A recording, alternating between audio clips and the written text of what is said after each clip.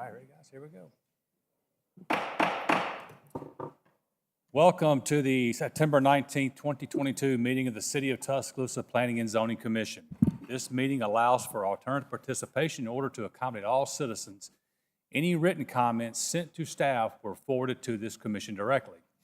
At this time, I'd like to introduce our staff, Mr. Jimbo Woodson, Deputy City Attorney, Michael Garner, Civil Engineer, Zach Pons, Acting Director of Planning, Haley Webb, Planner, Tiana Rivas, Office Administrator. There are 9 members of the Planning Commission, all of whom are appointed by the mayor for staggered terms with the exception of the City Council representative who is appointed by the City Council. I ask that the commission members introduce themselves and state their occupation for the record, starting with Ms. Hornsby. Ann Hornsby, attorney. Stella Hare, Finance. Eddie Pugh, retired. Stephen Rumsey, business owner. Dina Prince, attorney. Tim Harrison, general contractor. And Bill Wright, a business owner. There are sign-up sheets outside for public comment. If you did not sign up, you still will have an opportunity to speak. Procedures. This commission will take up items in the order of our final agenda. The commission will initially receive a presentation from the staff as to the details of the agenda item. Additionally, we may hear certain matters involving the same property, such as an annexation and a zoning matter concurrently, although we will take separate votes on each matter involving the same property. After the staff presentation, we'll call upon the petitioner to present their case. At the conclusion of the petitioner's remarks, we will then call on any other party in order to sign up or otherwise who desires to support the petition, and thereafter we'll call in order of sign up or any other those who are opposed to the petition. When it's your turn for comment, staff will introduce you to the commission to provide your remarks. Any written comments have been included into the record. We reserve the right to limit the time of remarks as to those agenda items with lengthy sign-up sheets or were continued from previous meetings. After receiving the remarks of those who oppose the petition, the petitioner will have the opportunity to respond to those objections. If the petitioner presents any new information in response to the objections, we will allow those who oppose the opportunity to address the new information only. During the course of this presentation, you may be interrupted by any member of the commission for clarification or additional information. Such interruptions will not reduce your time. Once the commission members are satisfied they have received all relevant information, I will then close further discussion by the public, at which time the commission members will discuss the matter and then vote. After the vote, you are free to leave. These proceedings are video recorded and broadcast live. All in-person public comments should be made at the podium into the microphone. Comments made by phone or virtually are video recorded through the conferencing application. So please first state your name and address for the record. In all matters pertaining to subdivision regulations, approval of subdivisions within the city and its planning jurisdiction, and to amendments, planned unit developments, and located outside the city limits, this commission serves as the final authority. As to matters pertaining to historic buffer construction, our decision is subject to appeal to the City Council. As to all remaining agenda matters, including original zonings, rezonings, planned unit developments within the city, and street vacations, this commission serves as a recommending body to the City Council. In that regard, our decisions are in the form of a recommendation to be presented to the City Council, and the City Council will make the final decision on those matters. Subdivision approvals require the affirmative vote of 6 members of the Planning Commission. All matters which are recommendations to the City Council require a majority vote for an affirmative recommendation. At this time, do any members of the Commission have any conflicts of interest as to any agenda matters? If so, please state for the record. Mr. Chairman, I'll be abstaining or recusing from, let me put my glasses on. Yeah. It's Gray Street, S8522. S8522, Mr. Rumsey, okay? Anyone else have any conflicts of interest? Okay. And for the record, we do have 2 individuals that arrived. Do you want to state your name and address, our name and position for the public? Vince Dooley, UA Construction Administration. Raven Howard, Councilwoman, District 2. Okay. At this time, I would ask the staff to confirm on the record that proper notice has been given to all parties in interest as required by law as to all matters before the commission tonight. It has. Thank you. All right. With that, we'll begin with items being requested to continue.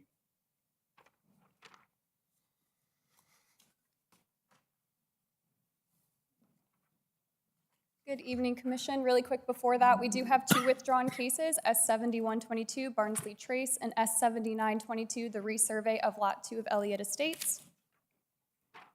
And we have 1 case requesting to withdraw this evening. It is S6922, the Grove at Murphy Place, and the petitioner is here in person. Okay. Petitioner. Yes, sir, Mr. Chairman, Doug Varnum, TTL, 3516 Greensboro Avenue, Tuscaloosa, 35401. Yes, we would like to withdraw this case tonight. Okay, Commission before us, we have a request to withdraw S6922, the Grove at Murphy Place. All those in favor say aye. Aye. Those opposed, the ayes have it.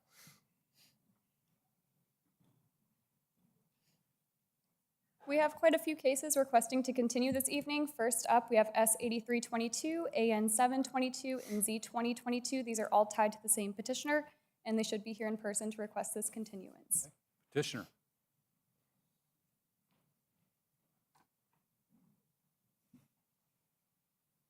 Good evening. Josh Rogers, Thompson Engineering, 2900 8th Street, Tuscaloosa, Alabama, 35401. We would like to request a continuance on all 3 of these matters until the October meeting in order to address some of the comments we've recently received.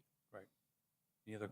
All right, Commission before us, we have a continuous request for S8322, HP2 subdivision plat number 4. All those in favor say aye. Aye. Those opposed, ayes have it. Request for continuance for annexation 0722. All those in favor say aye. Aye. Those opposed, ayes have it. Request for continuance for Z2022. All those in favor say aye. Aye. Those opposed, the ayes have it.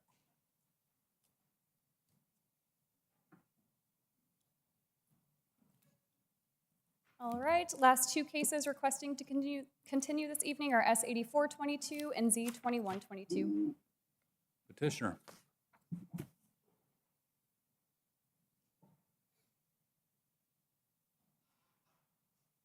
Good evening, Commission. Eric Hemner, TTL, 3516 Greensboro Avenue, Tuscaloosa, 35401. On behalf of the city, we'd like to continue this to next month so we can get a little further along in the conceptual site design on this. Commission, before us, we have a continuous request from the city of Tuscaloosa for S8422 Fire Station number 6. All those in favor say aye. Motion. Aye. Oh, Opposed? Ayes have it. We have a request for Z2122 for continuance. All those in favor say aye. aye. Aye. Those opposed? Ayes have it.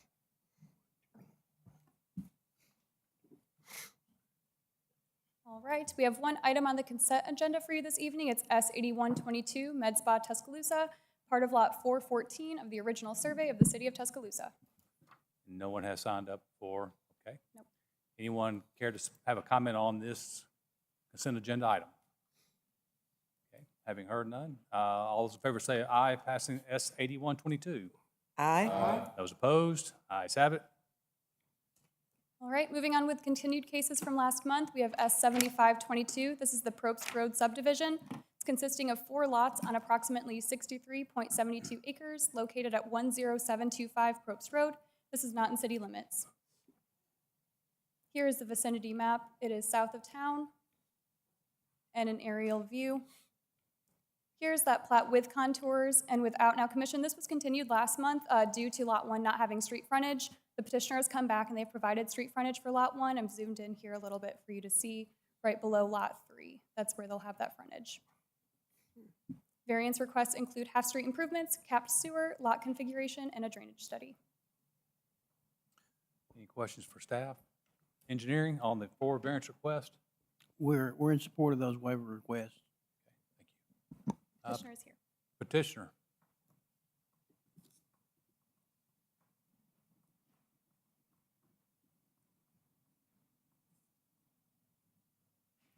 Mr. Chairman, members of the commission, my name is Chris Centel with Centel Engineering, Tuscaloosa, Alabama.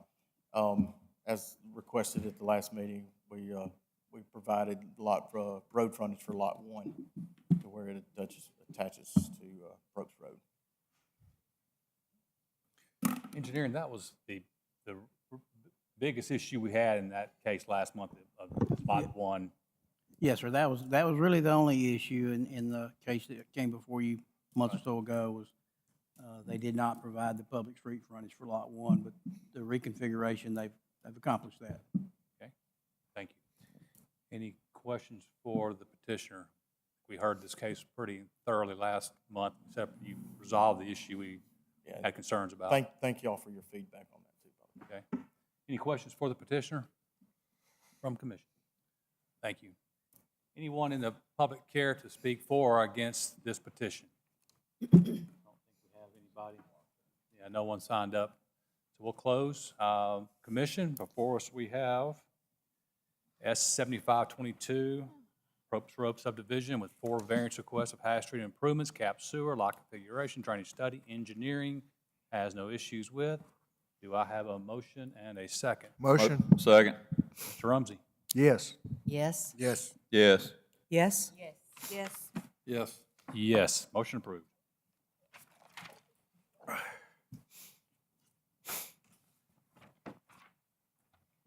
We have one companion case for you all this evening. It consists of a subdivision as well as a rezoning. We'll begin with the subdivision. It's S-8622. This is the DHR subdivision, a resurvey of Lot 2 of the TCHD1 subdivision. It's consisting of 2 lots on approximately 16 acres located at 2352 Hargrove Road East in Council District 6. Here's the vicinity map. This is right near the intersection of James Harrison and Hargrove Road East, right near Bowers Park, behind the Department of Public Health. Here is an aerial view of the property. And here is the plat with contours and without. Zooming into the proposed Lot 2B, there is a floodway that runs through. And they're proposing a 60-foot access easement to get you back to Lot 2A. And the variance requests include sidewalks. Any comments on this before we jump into the rezoning? Go back to your aerial, the very first one, please. Let me look at that.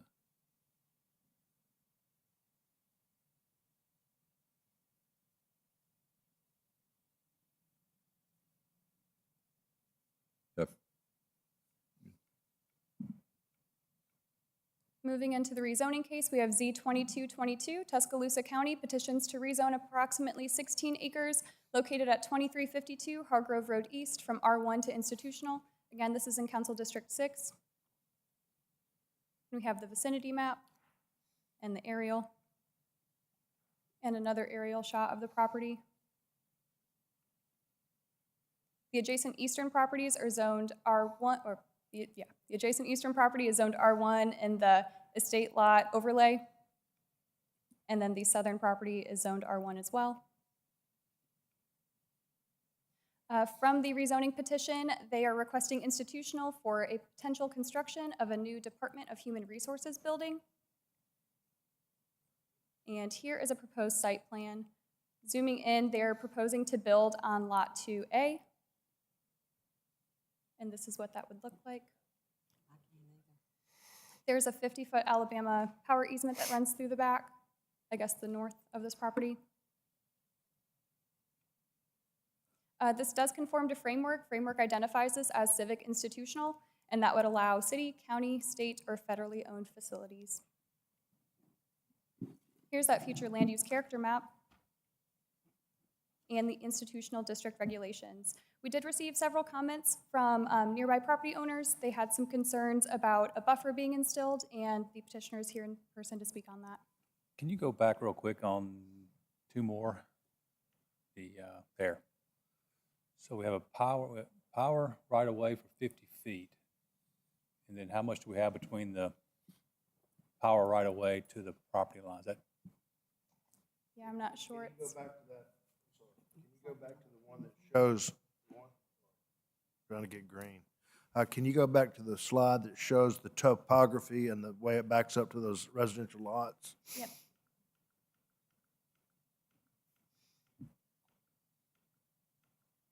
Yes, there you go.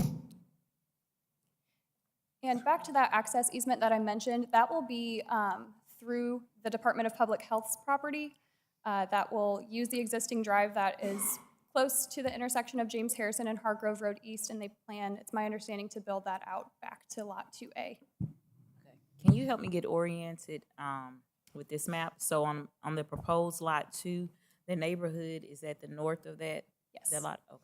Yep, to the north and the east as well. Okay.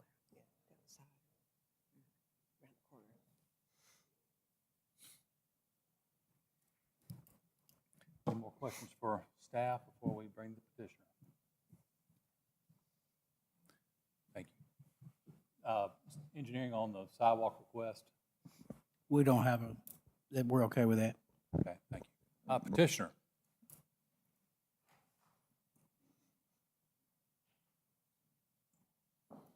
Evening, Commission. My name is Elizabeth Bragg. I'm with Goodwin Mills and Kaywood out of Birmingham at 2400 Fifth Avenue South, Suite 200, Birmingham, Alabama. Do me a favor, bring the microphone just a touch so everybody in the audience can hear you. Goodwin Mills and Kaywood out of Birmingham, Alabama. I'd be happy to answer any questions you have. Some of the questions I know are going to come up and want to hear your thoughts on those now. Are neighbors are going to have some issues with buffer. Obviously, when you start putting a commercial entity in that area, parking, lighting, those type of issues. Can you kind of address those for us? Maybe the number of employees, how many cars, Number of employees. number of employees and their the hours you'll be operating, and do you have a gated parking lot, et cetera? So I can't speak to the exact operating hours. I would assume a typical 8 to 5 time cycle, and then approximately 150 employees to be utilizing the site, as well as visitors. How many, 150? 150 approximately. To the east, you mentioned about the buffers. There will be a cut slope there that contains, so that eastern curb line is approximately 65 to 70 feet from that eastern property line. And it is a cut slope, so we will have to reforest, but there is intentions of maintaining a landscape buffer there to protect the neighbors' visual lines. And to the north as well, we will have, as planning mentioned, there's an existing 50-foot Alabama Power easement there, which is forested, and we won't touch any of those trees. There's 25 feet width on the north side of that Alabama Power easement that we obviously can't get to either, so that will remain forested. And then 25 feet to the south of the Alabama Power easement that will be reforested with pine massings. Did you say that the current easement is forested? The current Alabama Power easement is forested? Is it in along the edges, not through the center line, obviously. Is there currently, I assume there's currently a line there. I'm sorry? Is there currently a line there? A power Yes. line there? Okay. Yes. So what's going to be your proposed finished floor elevation? It is about 280. 280. 280. 280. Mhm. Okay. Mr. Harrison, I can't tell from the topo map that we were looking at. Can you tell us where the lots are laying to the east and to the north compared to this building? I mean, just from your experience. Just looking at it briefly from south to north, it seems to be it's sloping downward. Looks like about 300, 310 on the southern corner, and then toward the northern corner, it looks like it's getting down to about 280. I'm guessing. Yeah, maybe. Could you address, are you going to be looking down on the neighbors, or are you going to be looking up to the neighbors, or how does? The northern corner, the southern corners will be above it, and then the northern corners will be about level, fairly level. It looks like 304. That's right. Is that right? Mm-hmm. Looks like there's about a 20-foot grade change across. Do you anticipate a wall or a fence or any kind of divider? Along the western side of the property is considered employee parking or proposed employee parking, and it will be enclosed with a chain link a black vinyl chain link fence.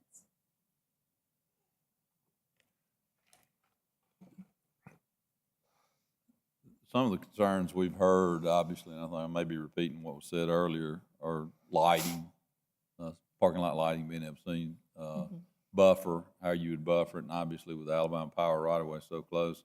Are you proposing any planting or anything between the power line right away into the west and where the parking lot is? On that Yes, side? sir. Any slopes that are graded will be reforested with pine massings. And we do have approximately 25 feet of width from that northern curb line to the Alabama Power easement that will be reforested as well. And do you know what their hours of operation are? For the Department of Human Resources, I don't know exactly, no. I'm sure it's not a 24-hour shift. I mean, I'm sure it's not. So do they have anyone with their department that came with you tonight that can answer some of these questions, such as, I mean, so we can get to the bottom line on how they're going to operate? Yes, I can provide a contact for any questions that I'm not able to answer. Okay, but you didn't bring anybody that can answer any questions? No, sir, I'm the sole representative tonight. Okay.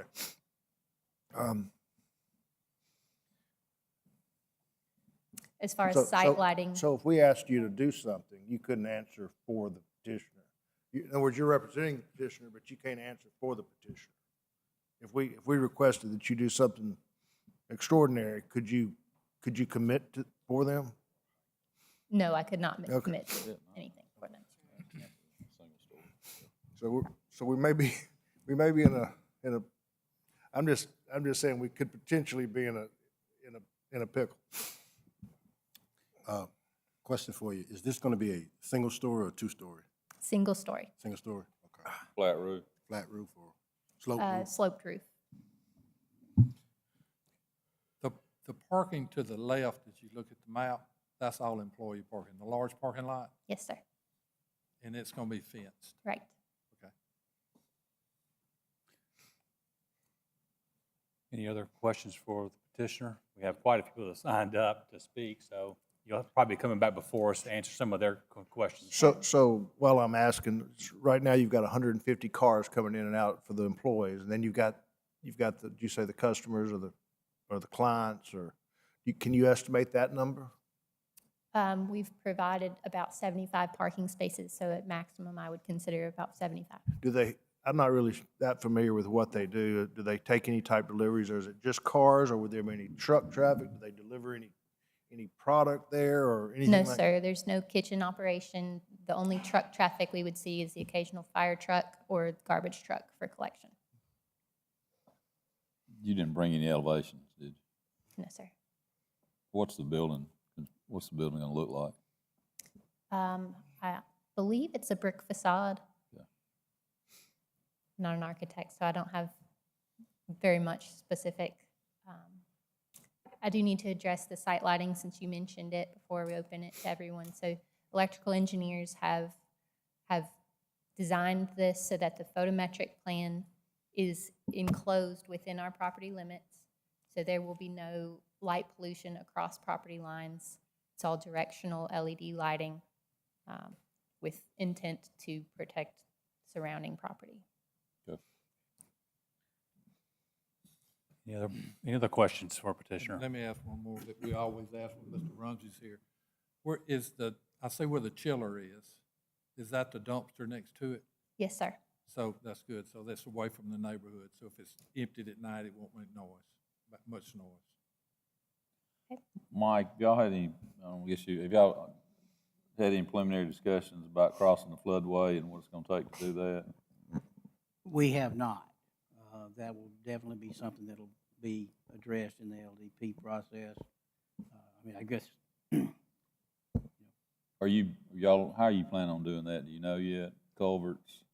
Tuscaloosa County is providing the The access county's doing road, that? and they have permitted the crossing of the floodway. Has that already taken place? I'm sorry? Has they already gone through that permitting process?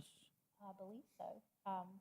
I don't know specifics on who through and what the timeline is, but they've communicated that they are going through that process. Okay. Mike, would they Would the county be required to do an LDP with us? Yes, they should. Yeah. Yeah.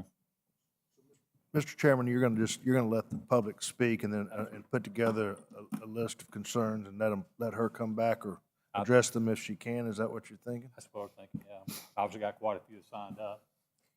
So unless no more questions for petitioner, we'll just get your pen ready and take some notes about what you hear, so. Chair, I would like to answer a few questions just because of the nature of my work, just from Mr. Rumsey. So the normal hours of operation are usually from 8 a.m. to 4:30 p.m. Sometimes during the holidays, they might extend them. There usually is probably a foster care class given at DHR, but that's not every month, so that might be going on every now and then after hours. Other than the employee traffic, you do have the traffic from the customers or from the people that frequent the facility, but that's kind of like come and go during the day. So it's not, 75 parking spaces might be sufficient because they're not there all the time during the day. So it was something else. During the holidays, they're off. Weekends, they're off. So it's really just Monday through Friday from 8 a.m. to 4:30 p.m.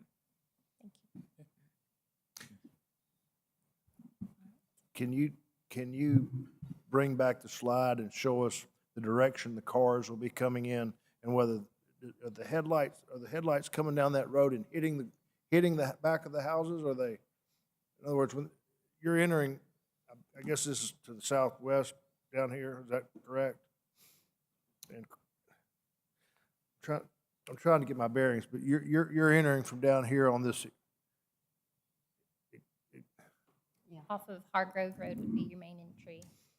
And so I can't really see what's to the east over here, but I'm assuming it's these residential lots.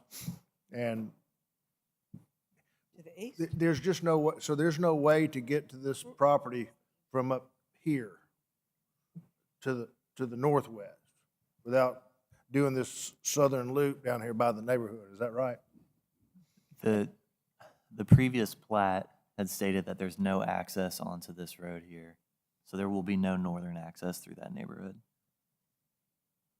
Looks like an expensive way to get there. I mean, it's a lot of road. That's through Valley View, I think, what you're looking at, Mr. Rumsey, and that's a really, really narrow road. And there would probably be more people up here protesting about that than anything else if you tried to bring them in that way. Yeah, I admit this is not a very clear, that helps some. So, Zach, are you putting the blue where the road's gonna be on that picture? I'm trying to get a feel for how this pulls together. So it's coming in from. That would be the road, yeah, right there. Okay.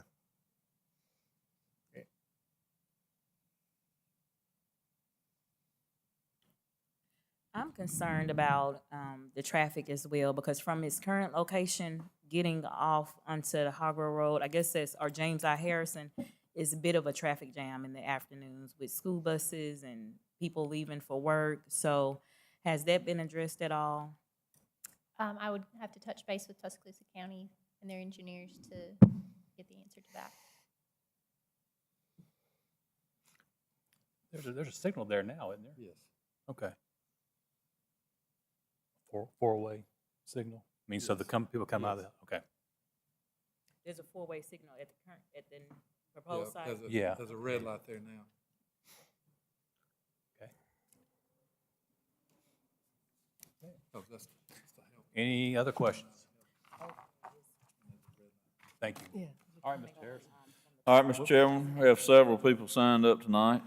And we do have we're gonna we have so many, we'll put a 3-minute clock on. So please try to replicate your concerns. We think we know a lot of them, but if you have new information, please make that pertinent when your 3 minutes to come up. So. Mr. Chairman, first person is Mr. Paul Patterson. Thank you, Mr. Chairman, members of the commission. I'm going to be brief. I spent 44 years on this property. This is where I grew up. I'm here with my dad and the good people of Valley View and Cherokee Hills tonight. And we just got some concerns as far as the buffer, as we've said. We just want to make sure it's adequate. There are some beautiful trees in this area. I know them all too well. And if we could maybe meet with the developers and keep these trees as a good buffer, it's a natural buffer that would make sense. But just have some time to maybe sit down with them and walk through it slowly, get an agreement there. The other thing Mr. Mike Kilgo will come up and address is the Cherokee Hills Lake. And I lived in Cherokee Hills at one time. It appears the entrance and the road and bridge that I think the county may build or participate in permitting will go through this area.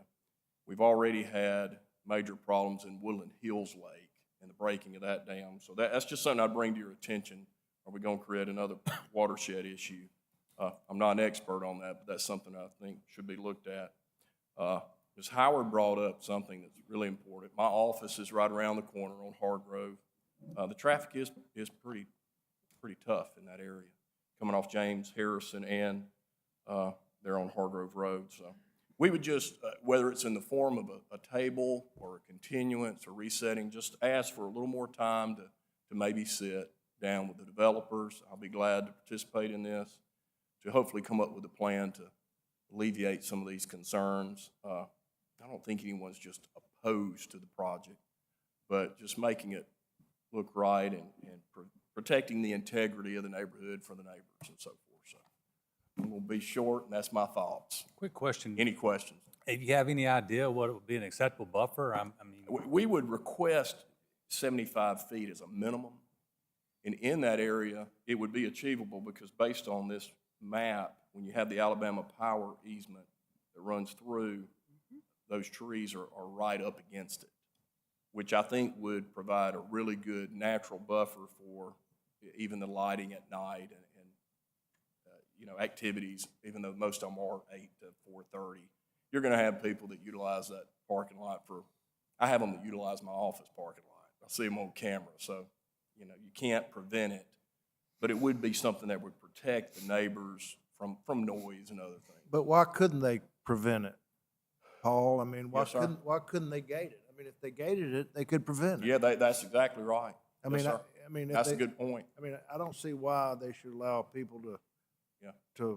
mull around in their parking lot at night. Yeah. It would be wonderful if they could gate it. My office on Hargrove, I mean, it's constant. And I've even toyed with it, but I just don't know how it would work with clients and so forth. But people use my back parking lot because it's dark. This property would be ripe for some behavior like that, especially when you get in back there in the woods and you come to the very back, you're out of sight. And But you would be willing to meet with the county? yes, sir. Yes, sir. I'll be willing to do that. Free of charge. I know my dad agrees with that. Or at least a discount. A discount, that's right. Well, Paul, she said there was 25 feet between Valley View and the power Yeah. line also. Yes, sir. And then 25 feet next to them, so that's 100 That's feet. 100 that there. Gives y'all to work with. Of course, I know you can't do anything on the power lines. But No, they're already, of course, cut. yeah. It's cut. on the other side, some of the trees are mature. If we could work out an agreement with them to maybe leave those trees, it would go a long way. And she did say the parking lot in the back was fenced, and I don't know if she ever said it was gated or not, but the back parking lot is fenced. It would be nice, as Mr. Rumsey said, if we could come up with something that would alleviate it. Because at my office on Hargrove, you don't leave anything out, or it disappears. It does. You leave it out at night. And I know Mr. Kilgo will address the watershed and the issues there. That's something I didn't think about before the day he brought up. But that's something that, with the problems that the Woodland Hills residents had with the breaking of the dam, and I know there were some issues there, and whether the city, I don't know how it ever ended, whether the city participated in. Mr. Pume can address that. But again, I know that creek very well. It's a large creek, and it is a huge watershed, and it comes out right beside Mr. Kilgo's property, which is, I mean, we're not talking about a small watershed. We're That talking could about be a large. concern. We've had now 2 older neighborhood lakes that have broken. Besides Woodland Hills, you had Indian Hills Lake do the same thing, and you got some of these, probably the stress on those is getting pretty Yes, sir. narrow. Okay. Thank you. All right, thank y'all. So, Mr. Chairman, the next person we have is Mr. Marshall Renix.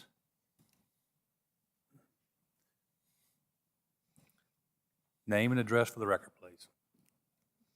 Name is Marshall Renix, 2112 Hargrove Road East. I represent Grace Church as one of the elders. Most of the questions I had were answered, but she never did say how much buffer would be left on the west side between the property and the church property. Tree-wise, do you know that? Just hang tight. We'll just write them all Okay, down. so, other question was the time frame of like when it might start and how long it would last. And there is a creek that runs through the back of Grace. It may be the one that he was just referring to, that we've had to do some work with and work on that might be a concern. Thank you. All right, Mr. Chairman, next person is Elin Loveland.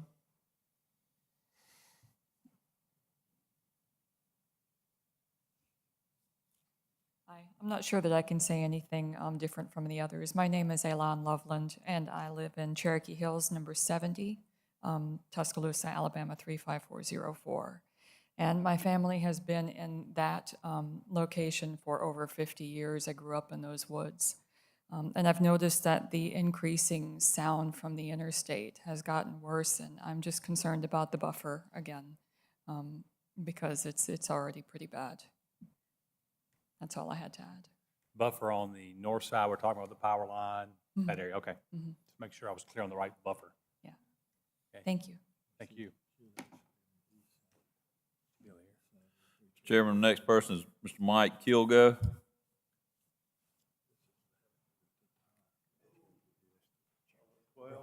Mike Kilgill, 3118 Cherokee Road. I too am concerned about the buffer.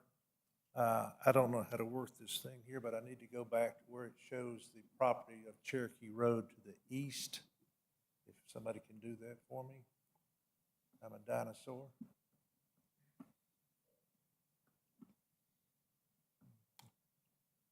Maybe one more that shows the houses. That shows the,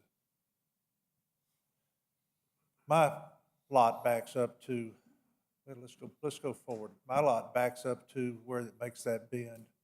I do agree with what Mr. Rumsey was saying is there any way that we could turn that road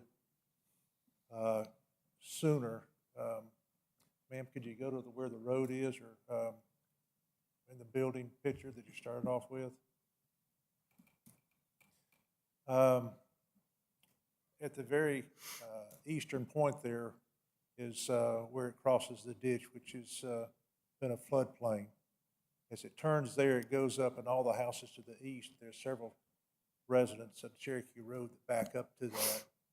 I don't know how big a buffer that's going to be. If I'm hearing 60, 70 feet may work, but I wish, as Mr. Rumsey was drawing something a minute ago, there's plenty of land that they could turn that, come in off of Hargrove, but they could turn that much sooner and go straight on up into it without having to affect all those houses on the east side. What you don't know also is the state is making an off-ramp off the interstate that will exit only onto Hargrove Road. There has been some clearing done. I don't know when that's going to be happening, but they've already cleared off where they were going to have an exit off of that to relieve some of the traffic on McFarland Boulevard. And you can see where they've done that right before you cross that bridge coming from the north, coming down Hargrove Road. So there will be a good bit of traffic. There is, when we have some of these torrential rains, I don't think it's a matter of if that Cherokee Hills Dam is going to break or lake its wind. With that amount of water we've had run down through there, it does stay pretty wet down that way. I wish we could turn that road in, I'm not much of a drawer, so I don't know what to do, but I wish that they could turn that road in a lot more than they've done it. It'd go to the west some. Am I making sense at all? Can you follow me? So Mr. Kilgo, you said, or maybe Tim, can you tell how far it is from that road to the property line to those lots?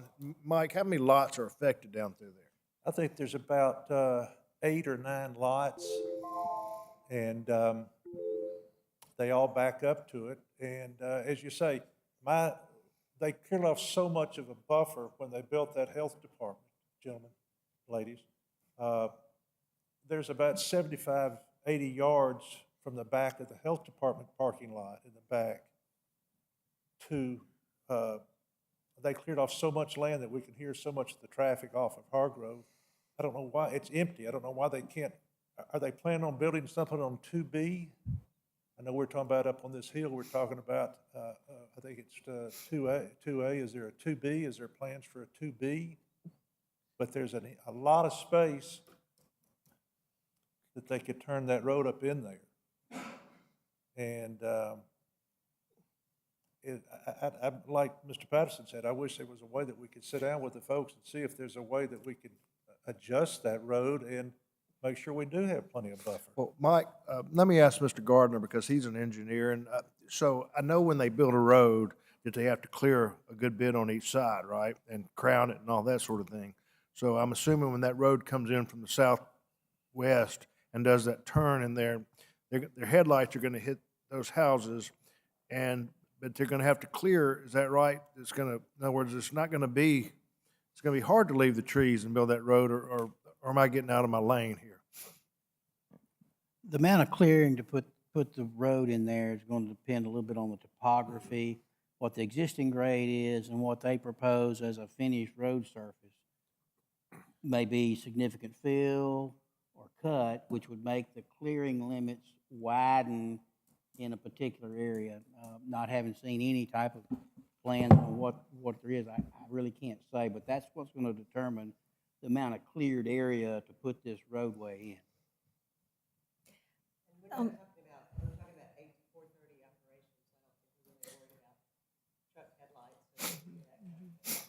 Um, That same road, I believe, is shared with that county bus shop or the city bus shop. If you turn to the right off that, if you turn to the left, you'll go into the county health department. If you turn to the right, you go down to the bus shop. So there's, and as Mr. Patterson said, there, with no gate, I don't expect there to be a gate, but behind the county health department, there's cars in there quite a bit, whether they're meeting up with their loved one or drug deal or parking. We do hear a lot of radios, we do hear a lot of stuff down there. I don't know how you prevent that from happening, but it's a struggle for me because I grew up out there. I've been out there since 1957 in Cherokee Road. And it's a shock. I realize we got to progress and do things, but it's a shock to see that they're going to cut that road in at the point they are and then build that. If I'm hearing right, 200-something parking places up there. It's certainly not the engineer's fault that they were hired to come and represent the petitioner, but generally with some of these real estate developments we have the property owner routinely comes and they have an engineer represent them, and so when something comes up, you have a decision maker that can make a decision or answer questions about what their intentions are. Yes. So we're in a little bit of a log jam here because any concerns we have, the engineer is really just here to portray the drawings as they exist. It is hard to go and look from what we got right here. It would be nice to, if you're going to table it, or if we could table it, to have a little bit more representation of what things are going to look like. Is there an alternative for the road to be cut in there? I know that's why you're having this this hearing tonight, but one of the things Mr. Patterson mentioned was, and what you mentioned, I'm looking at this big parking lot, and I just know the area, and I know the traffic back this way. There's a real awkward intersection, as I recall, when you get off McFarland and you start coming this way. Isn't it like a three-way stop up there? Anyway, yes. I know that's tough up there. But at night, to Mr. Patterson's point, it just looks to me like that parking lot is asking for activity. But it looks like it could be cut off fairly easily. I mean, this is a one building access, right? I mean, is it one of those things where the whoever opens in the morning couldn't they just put a gate? I mean, it just seems like you could stop the potential for activity because this is gonna give a lot of access to your neighborhood. Mr. And- Rumsey, there, right where it says Hargrove Road on there in dark black, y'all are looking at it, there is an exit right there you can exit the back parking lot. I don't know why we couldn't turn that road in there and go straight on up. I'm certainly no engineer, but there is a road there already. It's not wide enough. It's like an exit. Can you take a pencil and draw what you're talking about? Or Zach, can you tell him how to do it, or can someone with help? the finger? There's an exit right there that comes back to this parking lot right here. Here is the parking lot behind the health center right there. Okay? Here's where they're talking about taking this on down. Right there, right? Right here. But this area right here is the buffer that was cut down. Why can we not go up this way towards the building?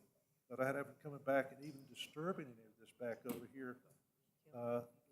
These are all the lots that back up to that road.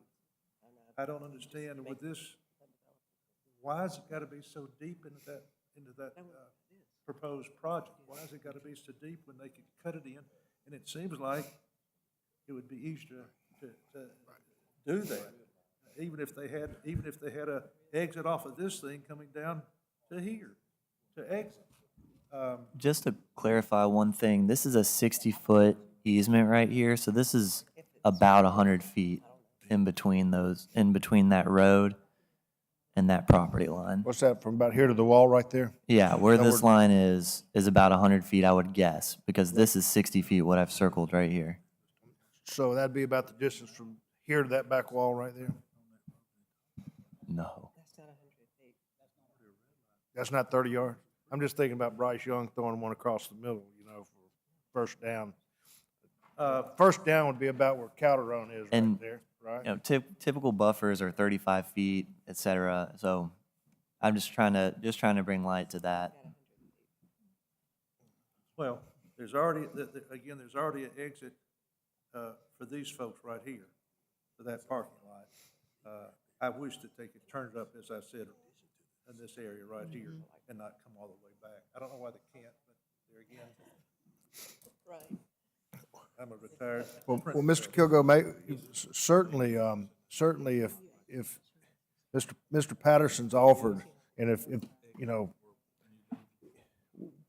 we've got to hear everybody's comments. Well, but I it could be that Mr. Patterson. You said something too, I don't think, no disrespect, I don't think the young lady can answer some of the questions we've had tonight.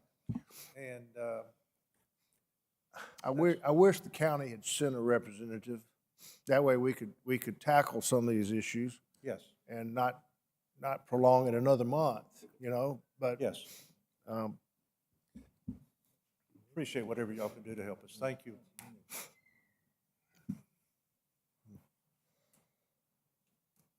All right, Mr. Chairman, next person is Lynn Adrian.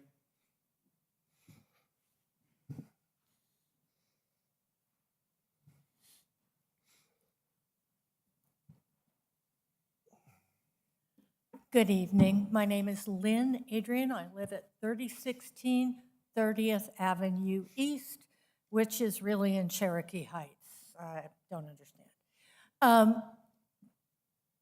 My house is the house that on the map is listed as lot number 4. It backs up directly onto this property. My husband and I also purchased the lot next door with the express purpose of making sure nothing could be built on there because we like the wooded aspect. That's why we bought the house in 2000, and that's what we would like to maintain since it is a huge part of the value of our property. I am absolutely opposed to this entire rezoning, and I think the way that it has proceeded with nobody here from the county, with nobody here to talk about what this usage is actually being designed for, indicates a deep lack of respect for the surrounding neighborhoods and is also problematic in many other ways. I think enough issues have been raised so far to know that I think we really need to have a very specific environmental study of the impact and the traffic impact of putting in a road and a building with 150 employees and a large number of clientele coming in and out, particularly around watershed issues that are already problematic on that entire portion of Tuscaloosa. Hydrology studies need to be presented, and that area contains a huge amount of wildlife. That's been raised. The traffic has been raised. I want to raise one additional problem. I don't think the idea of locating the Department of Human Resources in this position, in this geographical location, serves the people that it needs to serve very well either. I can tell you already there is only one bus stop that goes from if you get on at the intermodal right behind here, it will take you 30 minutes to get out to the stop on Hargrove, and that's out on Hargrove. I'm not even going to guess how long that walk back to where this building actually is proposed would be. And that's if somebody's already living in downtown Tuscaloosa. If they live elsewhere in the city, you could be talking about 2 hours on public transportation to reach an appointment out at that location. It's not going to serve the people it needs to serve well. It is going to be terribly destructive to our neighborhood and degrade property values. And it risks being ecologically disastrous in the entire watershed area around there. And I would encourage you to call a halt to this. Thank you. Thank you. Chairman, next person is Bruce Hageman.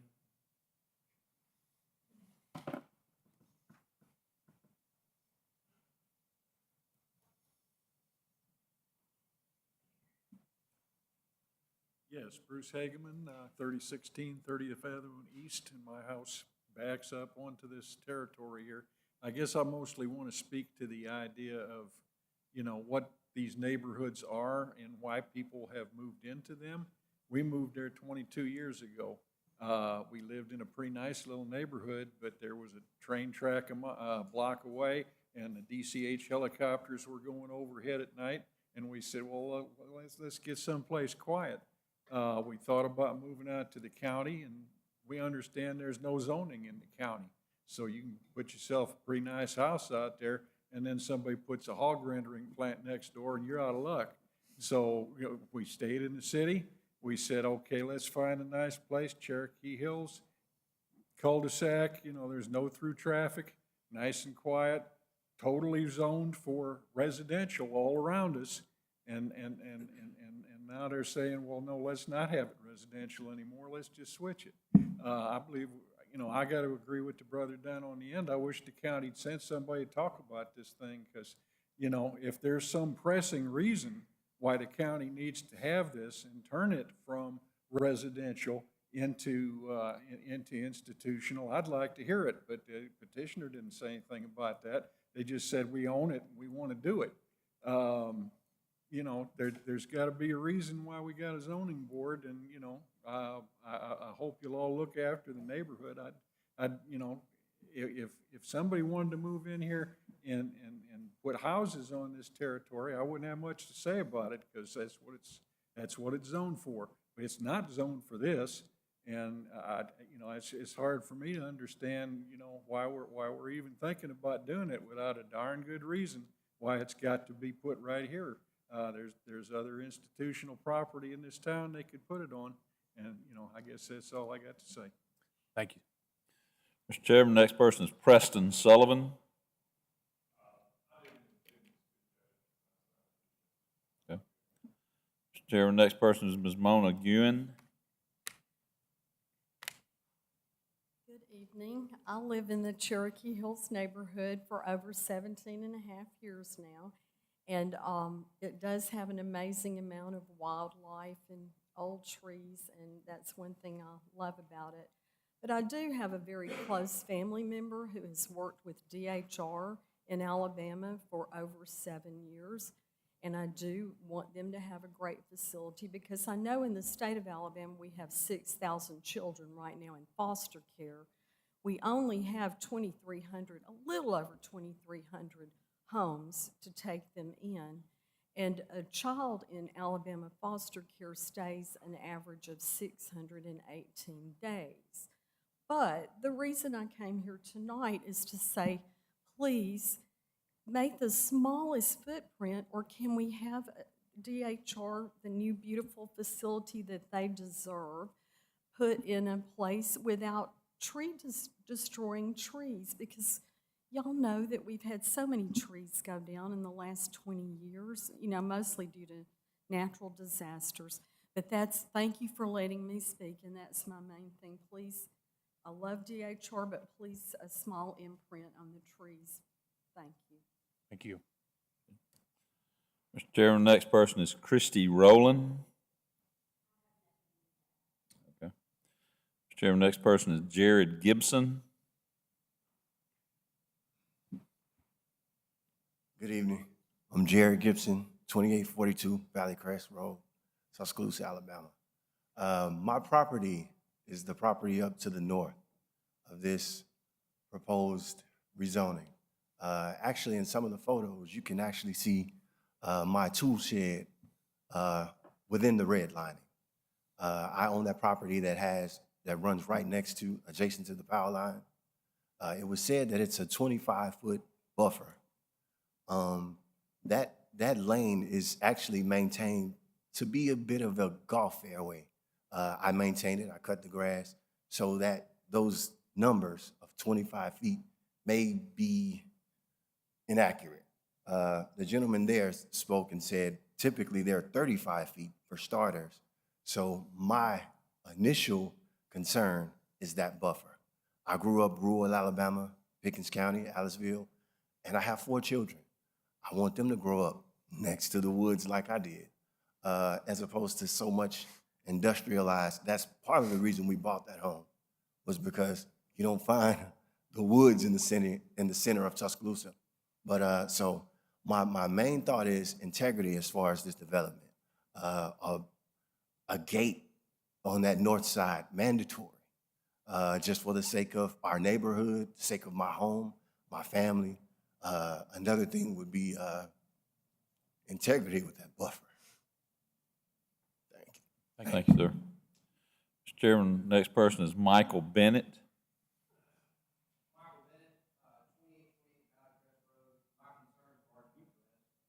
Okay, thank you. Mr. Chairman, that's all we have signed up at this time. Okay, would anyone care, anyone, I'm about to say, if you have not signed up, you have to come speak for or against, please come forward now. State your name and address for the record. My name is Brandon Kelsey. I live at 78 Cherokee Road. I work a lot, and I didn't have a chance to go over this. I got a certified letter in the mail. I just noticed it today, and I didn't have to sign for it or anything. It was in my mailbox. And I really don't know exactly how this is going to run, but I do know it's going to go behind my property. They've already cleared out a section where the road's going. And I really think we need a stronger buffer. There's owls back there. There's deer back there. There's raccoons, possums. It's a very natural habitat. It's a beautiful place, and it's gonna affect our property value, and it's right behind my house. So I'd just like to state that I'm opposed to it. Thank you, sir. Anyone else care to have public comment? Okay, having heard none, we'll bring the petitioner back up and we can have her address what she heard as far as issues. I think you heard, and I think we kind of hit on them early on. I think it's a point of clarification as well on those eastern and western buffer areas. So anyway, did you write those down, or do you want us to? I did, and I've got a plan to reference. Okay. So you are correct. The average buffer on that eastern property line where you see the. Can you pull the microphone a little closer to you, please? I apologize.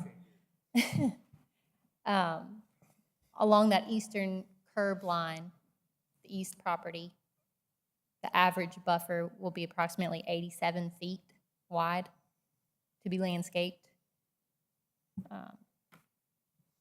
Are you talking about on the right-hand side between where the clientele parking is and your property line? Yes, ma'am. Okay. So you're considering the right-hand side, the eastern buffer, Yes, sir. and the northern buffer is obviously at the top of the page. That's what. Yes, sir. Okay. Yep. Okay. Plan references true north. Okay. Uh, So it- you said 85 feet on the eastern buffer. Is that on the road, off of the road, or off of the parking? Off of the parking. Off of the parking. The roadway is not part of my project. While you're there, you show a proposed, there's something funky going on with your road right there, going into your parking lot. Looks like you're swinging out beyond the normal path. Yes, sir. I think it's just a typo. Is that what? I think it is a typo. So the road's gonna go straight in. They're showing two roads. right? That They're showing- hump in the road right there is not there. Right. So the dark line is the access easement where the road will be contained. Well, it shows the access easement. Okay, I see what you're saying. Yes, okay, I see. Your 60-foot easement. You're not going outside that 60-foot easement like it shows. Right. Correct? Okay. Correct. And that access road is being constructed by Tuscaloosa County. By? Tuscaloosa County. So is it under construction I believe so. yes. currently? How much is going to be paved? I A was aware of 60-foot that. easement? I was unaware that they had started construction, Well, that's just not acceptable. so we'll look into that first thing in the morning. I mean, you can't start a construction project without a land development permit, right? No, I'm sorry, we can't hear you, and we got to stay at the podium, comment. Continue with what you've heard and what you want to address. So we received comments regarding the creek crossing. That is part of the Tuscaloosa County construction, and I cannot speak to that. We have comments about fencing, and we do intend to completely enclose the parking on the west side of the proposed building, and it will have access-controlled gates. Where's that going to be again? So the line work you see with You can use your finger and draw on the screen. They're going to gate that? Yeah. So you're going to put an access gate just for the employee parking is what you're saying then, right? Yes, sir. At the gate, okay, there.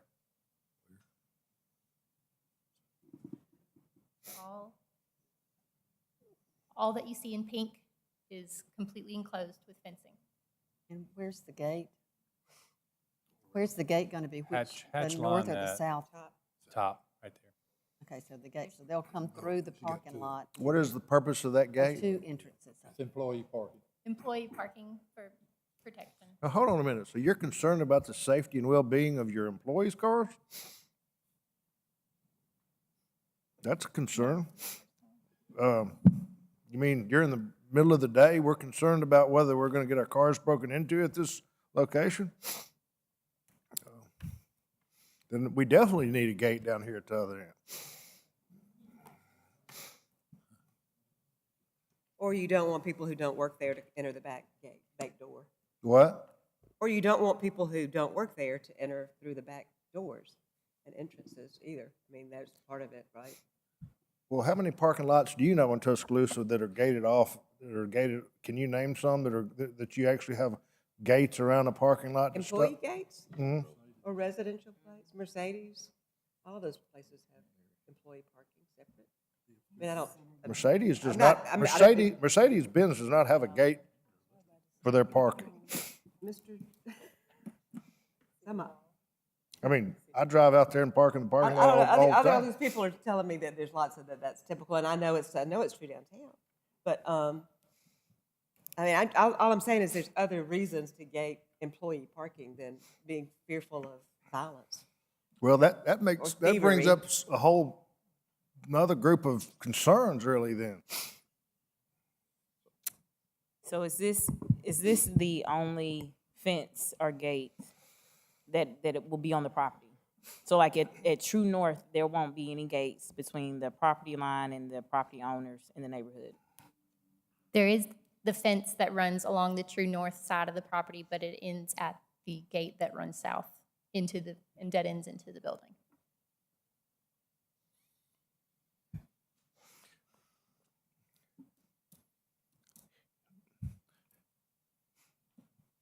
Mr. Chairman, I just think that, I don't know if the petitioner has the authority to agree to a tabling, but I would love for Mr. Patterson to represent, in other words, we're working through no offense, ma'am, the Birmingham company is working with a Tuscaloosa County building. So it just seems like we could get in a room and discuss some of these issues and get a decision maker, because somebody's hired. Is it the state that hired you, or is it the county that hired you?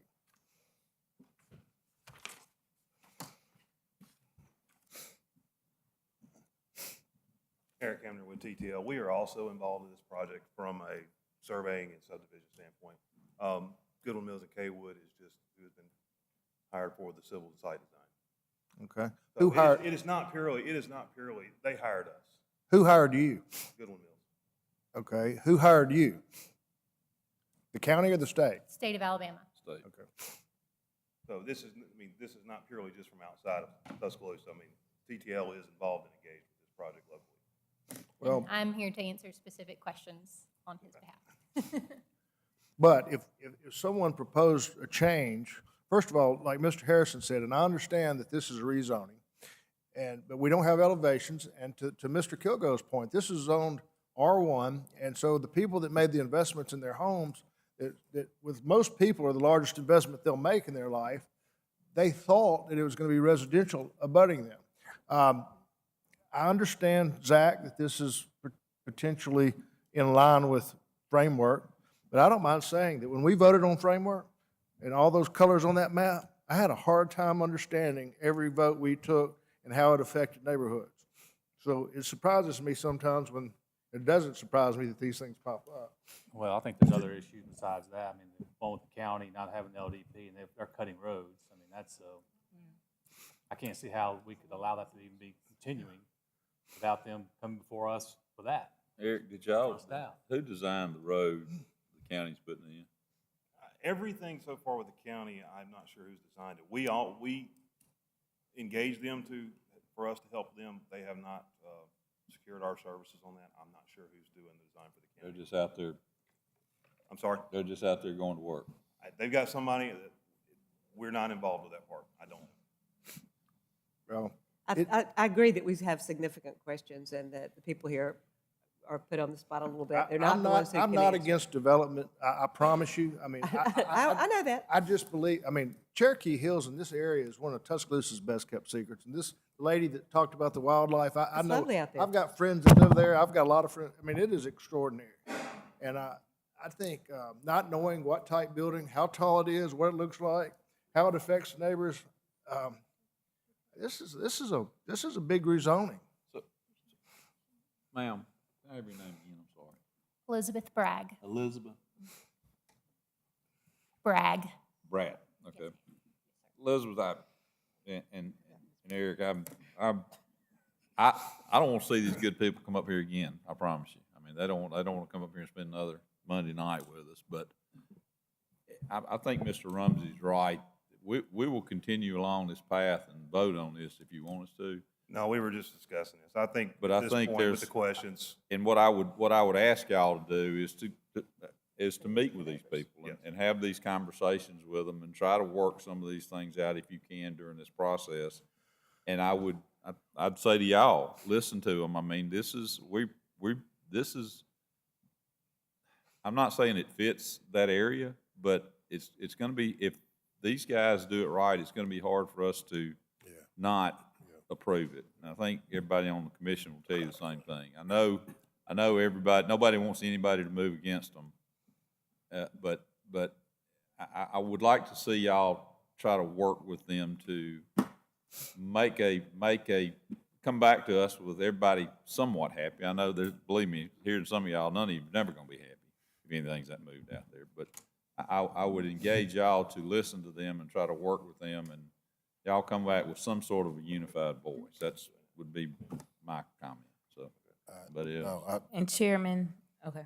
I would like to just state my concerns. First of all, I don't think it would be a bad idea to have a fence along the entire property line on the north part of the property between the business and the residential community. I think that's something that needs to truly be considered. And then also looking at proposed lot 2B. I don't know if there's any future plans for development, but I would like to know if there was, why couldn't we take the road in a different direction instead of, even with the 85 feet buffer on the east side, could we not have changed the direction of the road just a little bit to give it more of a direct path to the building? Or take it on the other side of the property without affecting Grace Church in any ways, you know? So those were some of my concerns. And then making sure that the buffers stay in place, which it sounds like they would be. But those are some of my major concerns. And I will remind the members of this audience, you have a county commissioner in charge of this area too. And you need to reach out to them with regards to what's going on with that road if you've got any concerns. So. That being said, am I? Mr. Chairman, I think at this point, can we just go ahead and, we would like to ask for a Question continuance the continuance. next month. I think that's Address some of these questions. very wise. And you'll be notified again if there is any change, but hopefully you guys can get together with them and y'all can work this out. Obviously, we need you guys to have your decision makers there that can make decisions and answer these questions you've been hearing this evening. So, all right, Commission, we have a continuance request for DROD 0621, nope, I'm sorry, S8622, DHR subdivision. We'll have one for Z2222, the rezoning. So for S8622, continuance request, all those in favor say aye. Whoa. Before you do that, can you officially appoint, I mean, Mr. Patterson asked to lead a delegation, or do you have to, or are you just asking I don't think TTL to we're lead that? appointing position. I think that's between the two parties. I'm So getting heads nodding over there, so we don't want to get in the middle of we're not negotiators. You know what, we do it all the time. Well, but, There's probably one or two of those guys that don't like Mr. Patterson out there, you think? well, we've closed discussion. We're closed. I mean, I'm getting if you want to ask the attorney about that, I don't think it's our purview. Yeah, the representatives of the neighborhoods will get together with representatives of the county. It's up to them to figure out who's going to show up for the meeting. Okay. So it's in y'all's hands now. That's right. Okay. Continuance request for S8622. All those in favor say aye. Aye. Those opposed, ayes have it. Continuance request for rezoning of Z2222. All those in favor say aye. Aye. Those opposed, ayes have it. Good luck. Mike, you gonna check on that, see if the county started on that road. We might want to send them a certified ceasing, because cease and desist. Desist, yeah. It's hard to remember. That probably need to talk that offline. Yeah. All right.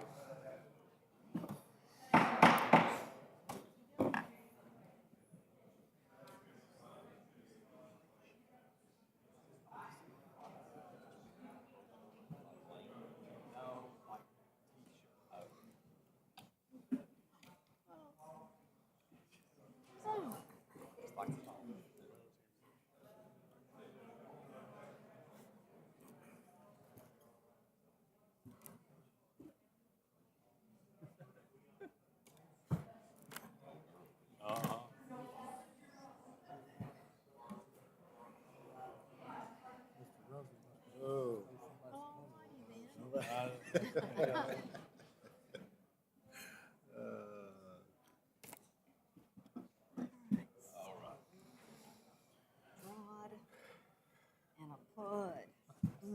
Okey-doke. I did notice that. What's going on Grace? Is that next? No, it's the last. You saw that? Yeah. We bought an apartment building for $4. So you, And we're kind of,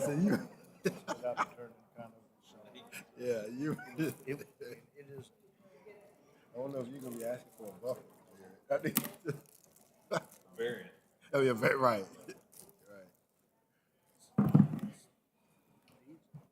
Staff, we're gonna keep trucking. Thank you. right. Moving on to our other business of the evening, we'll begin with DROD 622. Hein Atkins LLC petitions for an addition to the existing structure on the property located at 2605 11th Street. This is zoned BGO in the DROD, and it's in Council District 1.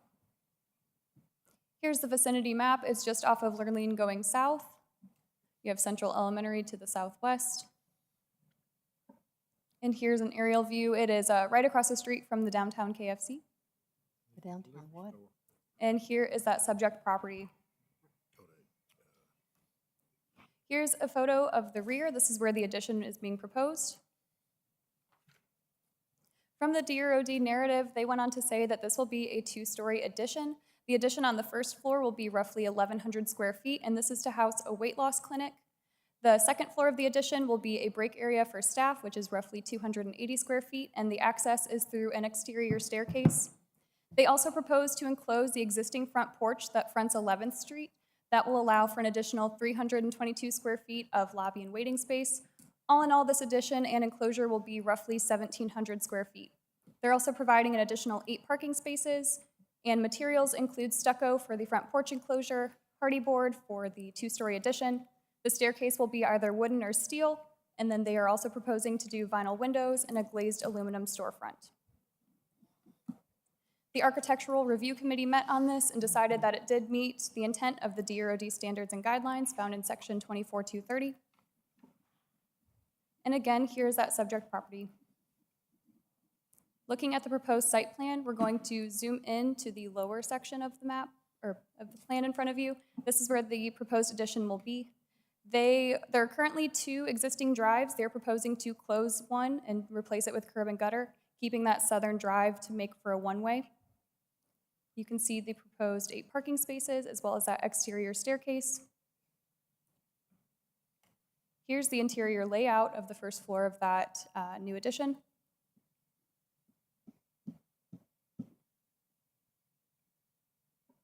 And then going to the northern portion, outlined here will be the porch enclosure in that area there, and then exiting with a one-way. So one-way in and one-way out. The out will exit onto 11th Street. And then here is the interior layout of that front portion.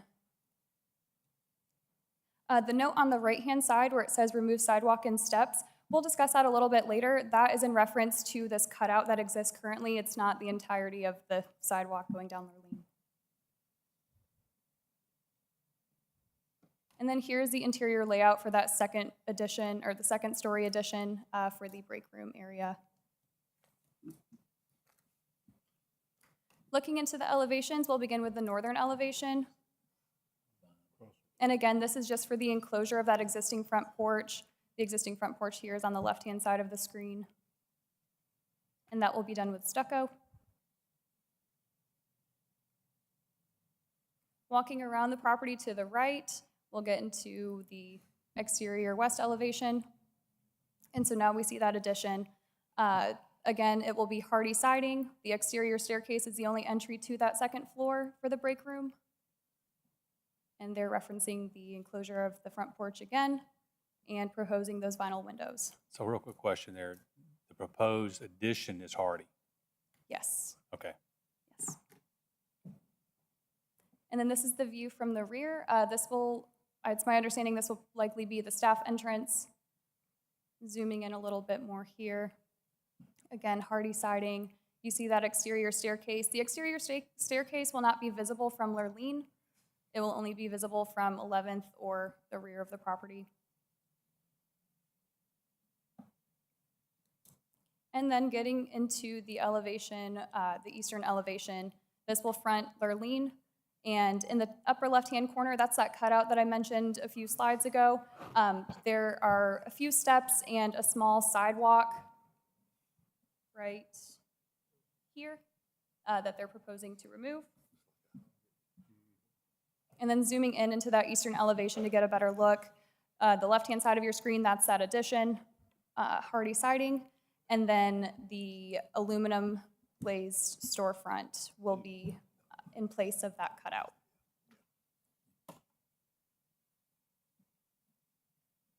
Do you have any questions for staff? I've got a question, maybe the petitioner won't answer it, but on the front elevation currently, there's a handicap access, and on the proposed, is it still there?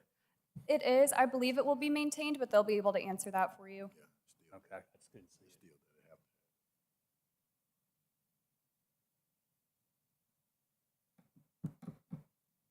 Okay, questions for staff?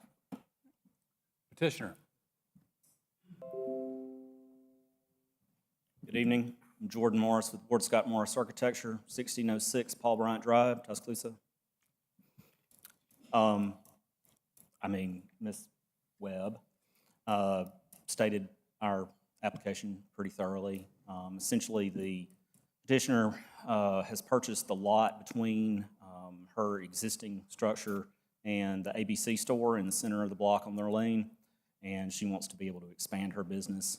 She's got a different venture that she's looking into, and so essentially we're wanting to maintain the continuity of this structure. Knowing that we're in the very fringe of the DROD, this is kind of an unusual case for me, where I'm essentially trying to make this office look like a house, because that's what it is or was.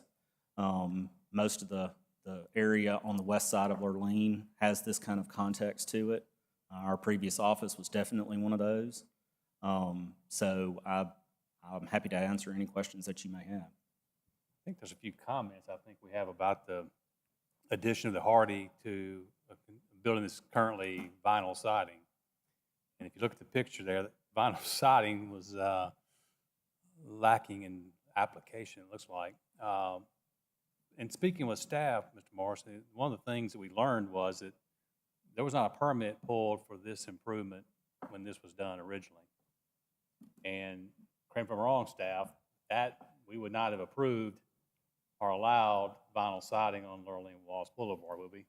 That's correct. Yeah, we pulled the building permits, and I believe it was the interior renovations that we had, but vinyl siding is not an approved siding material in the DROD. So when I look at that visual, I'm going like, I think Hardy's fine there, but Can you go back to the picture you're talking about? yeah, go back to the picture that case opening there on the Lurleen side. There, that's one. See the picture there? That's the back side right there. But go to the Lurleen side as well. You can look at it. It looks like it's. Is that the side or is that the back? That's the side. That's this here. Yeah. That's probably the best picture we have. I mean, so we're going to put Hardy, and we know it's going to be a good product that's going to hold up. Attached to that. I mean, that actually looks pretty good. but I mean, you have to live here long enough to know, I mean, to go back to how bad some of that used to look years ago. But To the point of the vinyl, wood and aluminum is not an approved material either in the DROD. Isn't that correct, Mr. Collins? I said wood and aluminum siding is not an approved material either. I will check that for you. I would appreciate it. He's an architect. He's going to probably know. I looked it up this afternoon. So you're saying vinyl is? Vinyl is not, but neither is wood nor aluminum. Okay. which is what it would have been. Which is what it would have been before, and all of these houses with siding, none of them, to my knowledge, are Hardy on the west side of Lurleen. While we're waiting on that, can we talk about the stuccoing and closing in the front porch? Can we see that elevation again, please?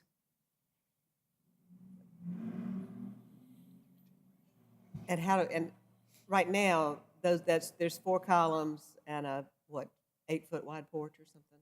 Yes, I would say it's somewhere in the neighborhood of 6 to 8 feet. And you're going to leave the brick there and then just stucco up Yes, the ma'am. second half? And put what kind of windows in the front? It would be a double hung window that would match the windows that are currently on the rest of the structure, at least in appearance. So we've got we've got brick and vinyl and hardy board and stucco. It gives me a little bit of concern. Mr. Morris, there's a lot going on here. Mm-hmm. Well, you got to. Were I designing this in a vacuum, and were this not coming before this commission, and were there not the requirement from the DROD, I would have matched the existing material. Been asking for what? I would have matched the existing material. With vinyl. Had it not come before this commission and had we not had this siding requirement.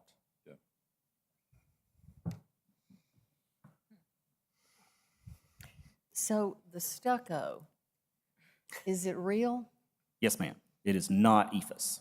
It is actual stucco I material. need to know the name of who's gonna, I need a stucco man. I'm so sorry to. The man sitting point of two personal seats privilege to your here. right can help But- you out there. But I've heard they're few and far between, and I'm in I think I desperate have one need of for you. one. So, I really do wanna, Okay, no know that. personal business at the commission. I'm sorry, but It also has to do with the texture as much as it does the actual material.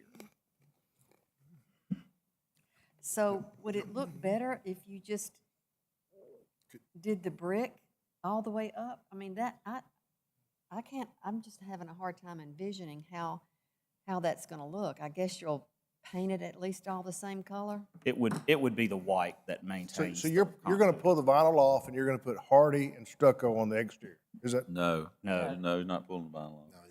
The existing vinyl. Oh. The existing's gonna stay, is what he's saying. Okay. Well, so I guess, let me ask staff this. If I don't know how the 50% rule plays into this renovation of it, but I mean, obviously, we're thereabouts. I mean, even with the vinyl not being included, or is by code status, permit status, can they permit this with this vinyl on here like this, under this scenario? So you're not allowed, I don't know where you said the 50% thing, but if you're over $15,000, it has to come to this commission for approval. And then city council, and I lost my train of thought. It can't be greater than 15% aluminum, vinyl, wood, fiberglass siding. So that's where, so clearly it's more than. So 15%. can they permit it like under this scenario? What you're telling me is no. If it's over $15,000. No, if they were coming today, we wouldn't allow it. We wouldn't allow them to so we looked at the Google Map imagery, and it was clearly wood before the vinyl was put on. And so it was never permitted that way. So let's say we approved it tonight. He can't move forward anyway, right? Can't what? He can't move forward constructing it like he's wanting to anyway, correct? Well, When he goes for a permit. The regulations say that, but if you guys approve it, then that means that y'all approve it outside of what is allowed per code. Because y'all are the review committee, so y'all have that say, I believe. So what are you putting in this building? It would be a weight loss clinic. So that's the med spa or whatever? Yes. So could they operate in the building just like it is without, if they didn't want to fix it up? Let me see if I can explain something.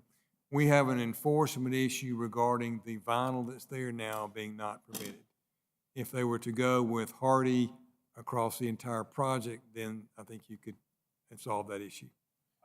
It's almost like a non-conforming application of a product that shouldn't have been. Well, when the vinyl went up, it just never got approved. There never was an application to approve it. So obviously, that's going to be more than anybody anticipated to put hardy board on the whole. My suggestion would be, go back to that, I guess, Lurleen view, if you could. Could we meet somewhere in the middle of that? Could we potentially look at hardy all the way on just on Lurleen side, and the parts that are not exposed, leave that aluminum, that's on the back side. Aren't there any other building materials we could add? I mean, just to kind of meet somewhere in the middle. Is that possible? Just from a structural standpoint, I think siding is probably our most practical option. I mean, without going and trying to reconstruct these walls and correct all that on this admittedly very old, not precisely built structure. Did your client put the vinyl on, or did they buy it with the vinyl on? I can't speak to that.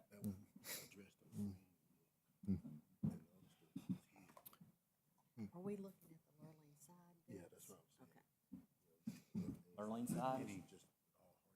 Any questions here? What do y'all think, Commission? I mean, it's a tough one. I mean, you want to see an improvement, but then again, it's not in compliance, what we should have done in the first place, whether that was intentionally done by this owner or So, someone else. so they're operating now with this business, okay? So they're, in other words, they're operating out of a vinyl clad building that had they come to us, bought the building and wanted to put vinyl, we wouldn't have let them, or they wouldn't have been in keeping with the rules, right? Correct.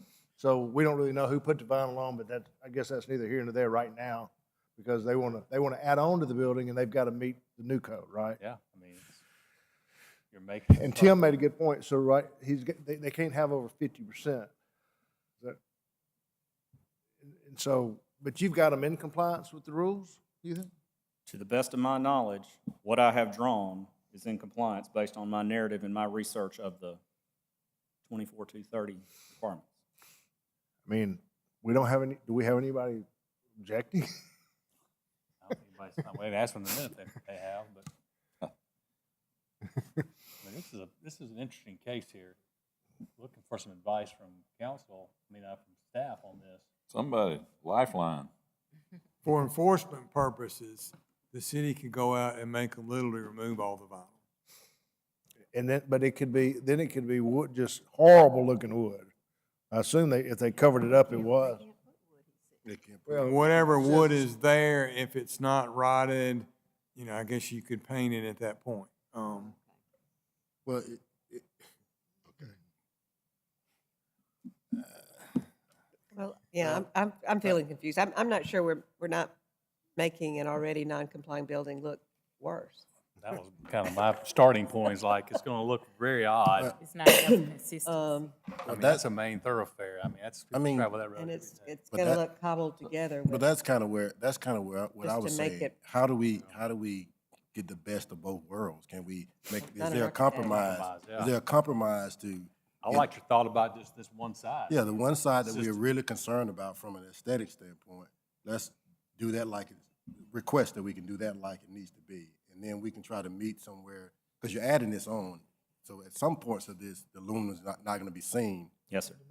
It's not going to be visible in certain parts of it, right? Well, and to the end of the specifics of the requirements, the right-of-way facing sides are the ones in question. Correct. Exactly. So, I mean, that's Well, I think we've had some concerns about the stucco across the, okay. Well, losing the porch and putting the stucco I got across you. the front too, with the aluminum windows. I mean, actually, if you did that, you could vinyl three sides at that point. Sir?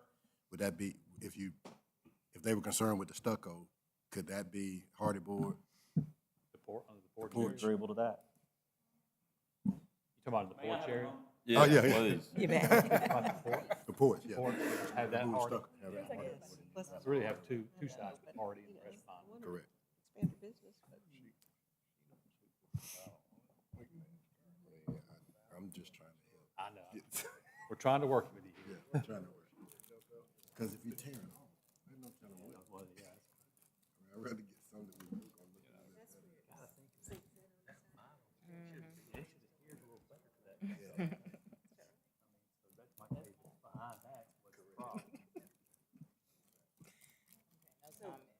Phil, is the place where the sinks in on that side, is that where the glazed aluminum? Yeah, they're gonna close that in with storefront windows. Aluminum, those aren't windows. Well, they're gonna go in, I think they go inside. I think that, That's that little side. yeah, the insert's still there, just replacing current windows with these, I believe. Hardy on Lurleen and hardy instead of the stucco. That's an And improvement. hardy instead of stucco? Is that, all right, now, are we doing something that will come back on us?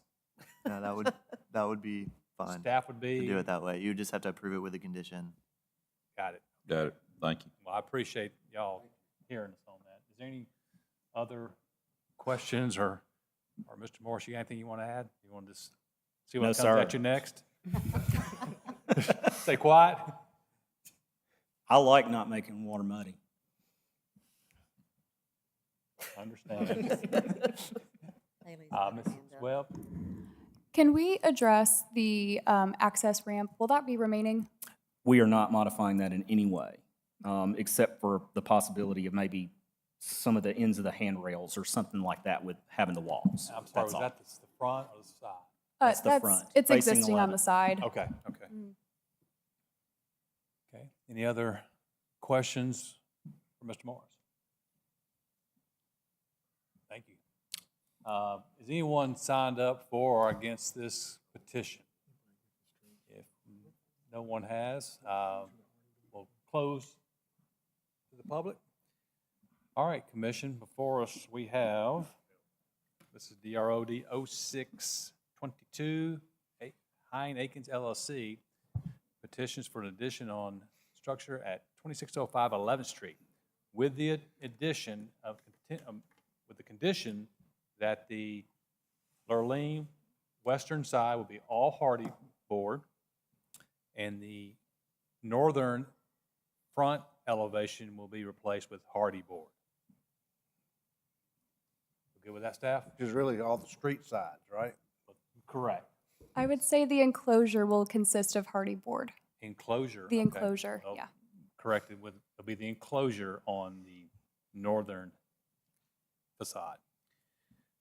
Do I have a motion and a second with those Motion, conditions? motion to approve under these conditions.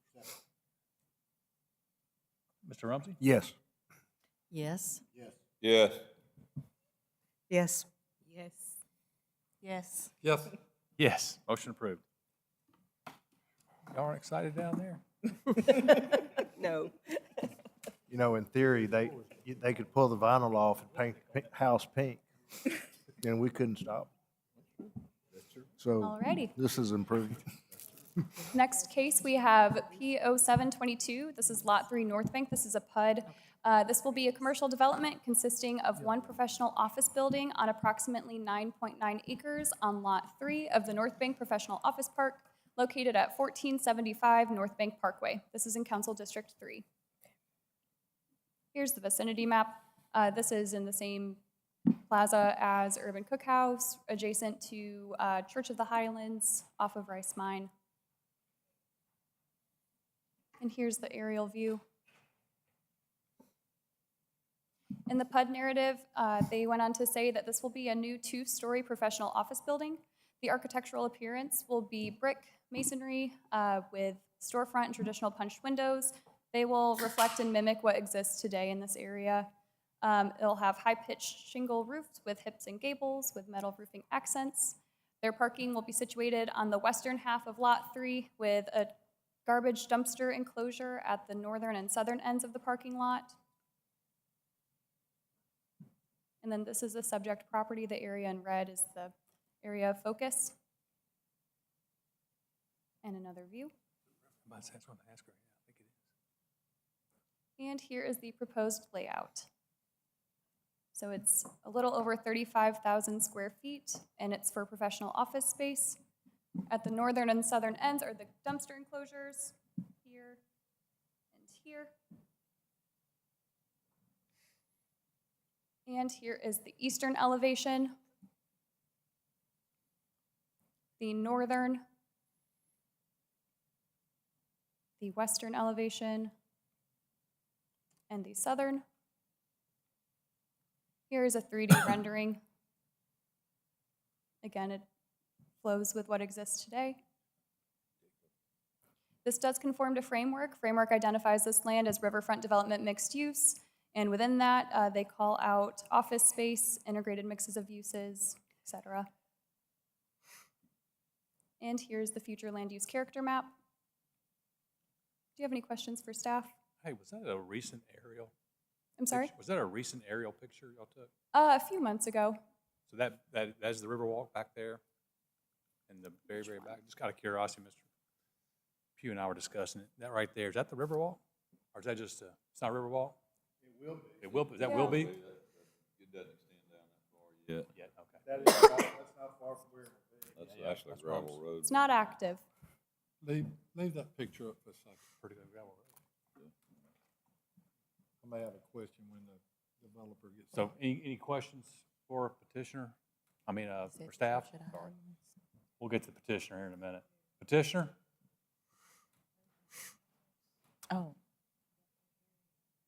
Commissioner, I'm Robert Martin with Duncan Coker Associates. We also have Jordan Morris here tonight, which is the architect for the project. This is going to be very similar to the existing two buildings that are at North Bank today, 35,000 square foot professional office building.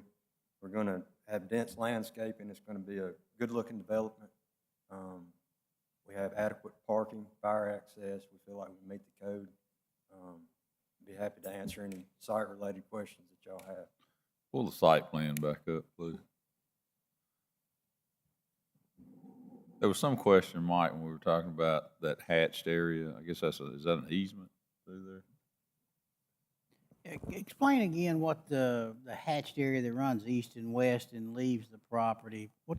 So the Randalls own this property, and as we were going through the site plan process, they have a piece of property to the west that is landlocked. So they asked us to dedicate an access easement going to the west here I can't to tell. access that property in the future. So if that were to come to Okay. fruition, would losing those parking places for that access change your parking? We've got 10% over the parking requirement, so if we lose those parking places, we'll be fine from a code standpoint. Okay. And I assume that same access easement goes to the north right there, right next to Hammerhead? Is that what I'm So looking at? the thinking on this access easement is that centers up the property line between lot 3 and lot 4. So when lot 4 is developed, they'll have parking coming down this side, and it'll mirror on this. So their building will sit here. We were running out of areas to get driveway access off of North Bank Parkway, so we figured that was the most efficient way to do it. Mike, did that answer your question satisfactorily? Yes, sir. Thank you. All right, any other more comments or input? I'm good. You're good? Any questions for petitioner? I mean, I think this has been a great development for the area, and it's continuing to grow, so I like what I see.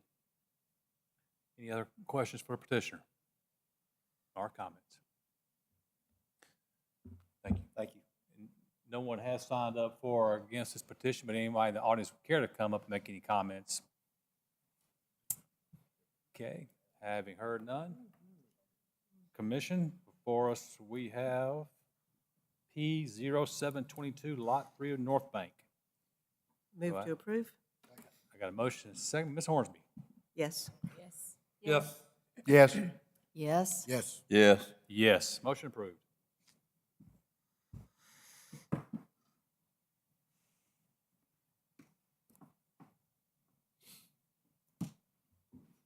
All right, moving into our preliminary plats for the evening, we have two for you all. We'll begin with S8222, which is the Spilsbury Smith subdivision. This is consisting of two residential lots on approximately 5 acres located south of 15112 Highway 69 North and east of 15147 Pinecone Road. This is not in city limits. Here's the vicinity map. It's up Highway 69 North near Burnt Pines. And here's the aerial image. Here's the plat with contours and without, so they will be creating two residential lots, a little over 2 acres each. One is closer to 3. And their variance requests include sidewalks and capped sewer. Engineer, I know the question answered on the sidewalks, but what about the Cap sewer is okay. Yes, sir. caps? Okay, all right. Thank you. Petitioner?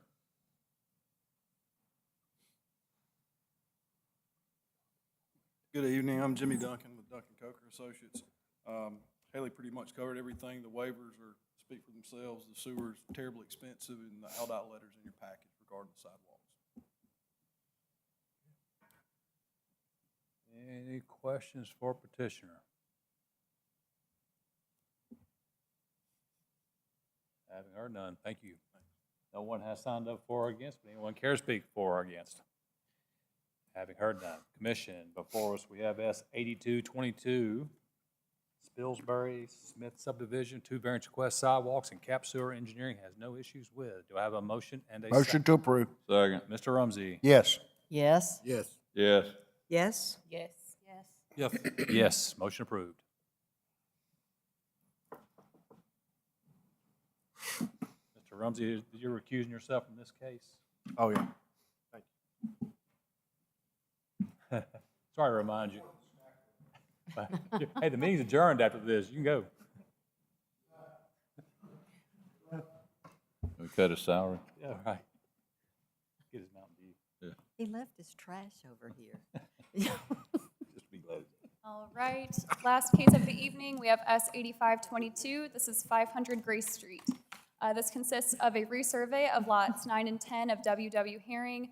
It's consisting of one lot on approximately 0.4 acres, and this is also a condominium subdivision consisting of 19 units and one open space lot located at 500 Grace Street in Council District 4. Here's that vicinity map. This is near campus, off of University, zoned RMF2. And here's an aerial view of the property and another view of the property. Here is the plat with contours, and without, this is to remove an interior lot line that cuts right in the middle of the structure. And then getting into the layout for the condominiums, here is the first level. There is a separate building, but it's tied together. It's that unit 1 on the left-hand side here. Going into the second floor. And the third. And then here we get into the vertical sections to show ownership.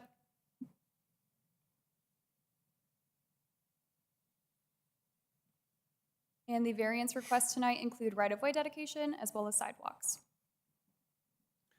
Bring back up the picture of the current aerial.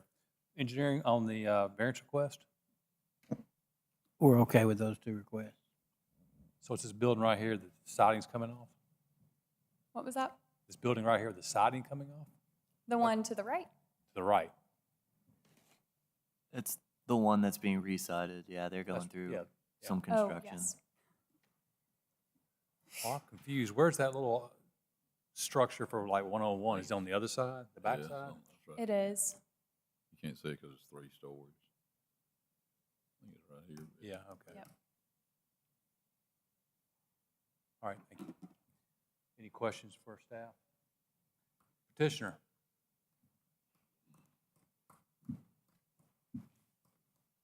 Doug Varnon with TTL. As you can see, this is an existing building, apartments right now, and the proposal is to divide it into condominiums for sale to various owners. Some of the parking to the west side at the top of that picture is located in an alley. We're going to rework the parking lot so that all the parking is on the property, and we do have the 1 park per bedroom requirement. As far as the right-of-way variance, there's a 15-foot alley to the west and to the south.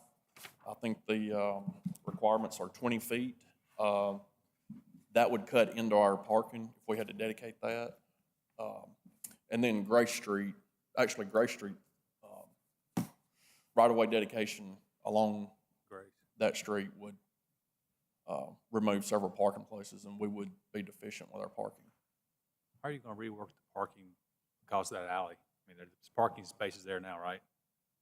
So you're parking, people are parking in the alley on the, that'd be the west side, right? Yes, but that site layout has an excess of parking.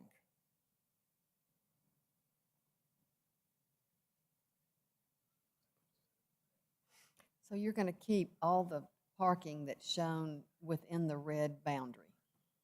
Yes, ma'am. I'm counting 23 parks around the building.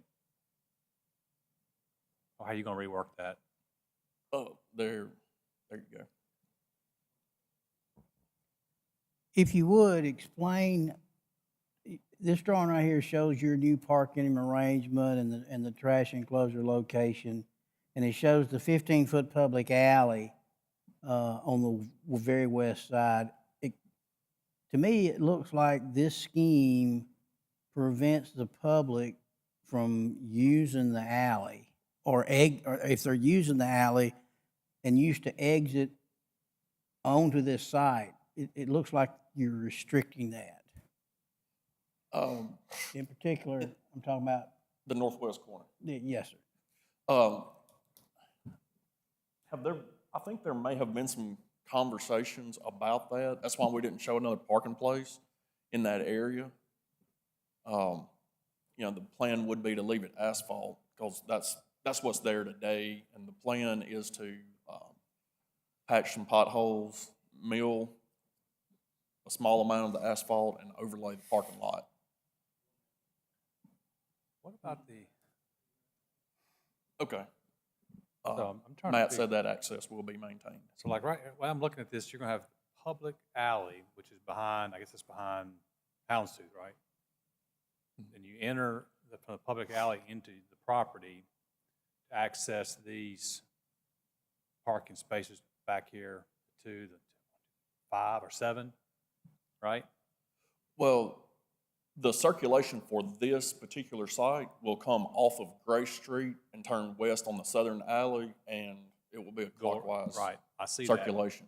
Now, what kind of distance do you have between the end of the parking spaces, the 5 on the left near the public alley to the west, and this area up to the building and where the 2 parking spaces are there by that Unit 101? Looks tight from a visual. I guess to Mike's point, is that public alley already paved? Yes. What the southern alley is a small portion of the How western about the alley. western alley? You got parking about there just like half. now. Bring the arrow back up. Why would you not go and try to vacate that public alley? There were some initial conversations. I'm not sure because each property owner gets half of the alley, and I don't know how the conversations went with any of the adjacent property owners. Mr. Chairman, Matt Calderon, Commission members, 1407 10th Avenue. Thanks for having us this evening. We originally went through a process and submitted an application for a vacation of both alleys. In communication with the adjoining property owners, there was some concerns on their behalf that we were not able to work through. And so the best solution that we came up working in conjunction with staff was to use the alley as an access and maintain a version of those parks there and access the property. In terms of that northwest corner, we are going to maintain access there. It was brought up in an initial meeting as a potential concern for fire and access and just the general flow in this area. I'm sure you've been back there. It's a bit of a cluster with the property to the south and all the cross access points. So we're trying to clean that up as best as we can. See, when I see that, your renderings, it looks like you're moving the 5 parking spaces there near the alley onto your property.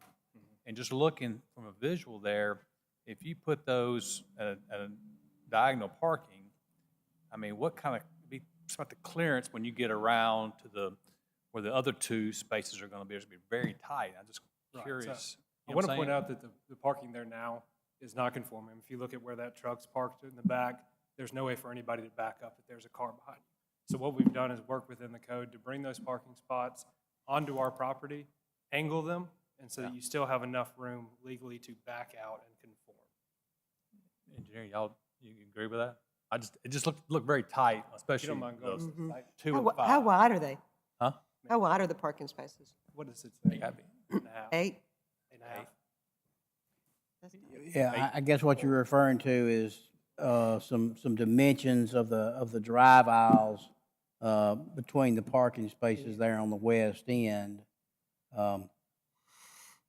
It does give the perception of being tight. The only thing I can do is ask the engineer, does it meet the minimums that are in our standards? That would be my only concern is how you bring that in so tight there, and you talk about apparatuses or fire trucks getting back in there. It does appear tight.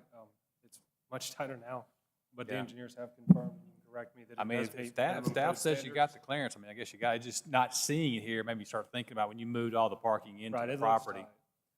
When you That's why I'm saying it'd be great if you get the public alley on the west side. That would answer that a ton. That'd be ideal. That's still something we're interested in pursuing. I actually have a call with one of the abutting property owners tomorrow morning to continue discussions and see Yeah. if we can. He'll have the option to take that half, but isn't there like a hedge or a row, something already there? So on the west, there's actually a fence, There's a and fence it's just there. grown up with weeds, is what it is. Yeah. I mean, it creates somewhat of a buffer. Well, if he but, doesn't want it, you can buy the whole thing.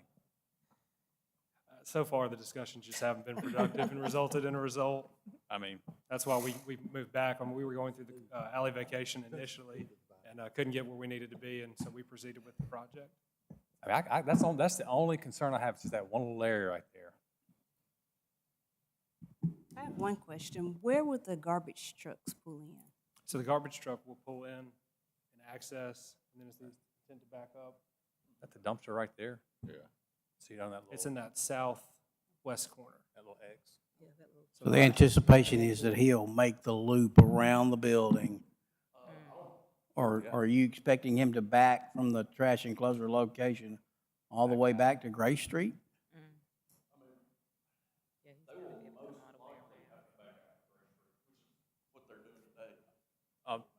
They hear on the microphone getting. My apologies. I mean, the circulation for the garbage truck really isn't any different than what exists today. You know, the problem is we have this building and we have this set amount of property, and just trying to configure, you know, that little area between the building and the property line to where we can best access. Yeah, there's a dumpster there now, I believe. Yeah, the dumpster there today, you can see in the back, so that's where it's currently being accessed. They're coming down that alley, aren't they? Right, and that access point will maintain. Also want to remind the commission that this is it's a condo product for sale, and so certainly game days and very busy weekends, you could see a full parking lot.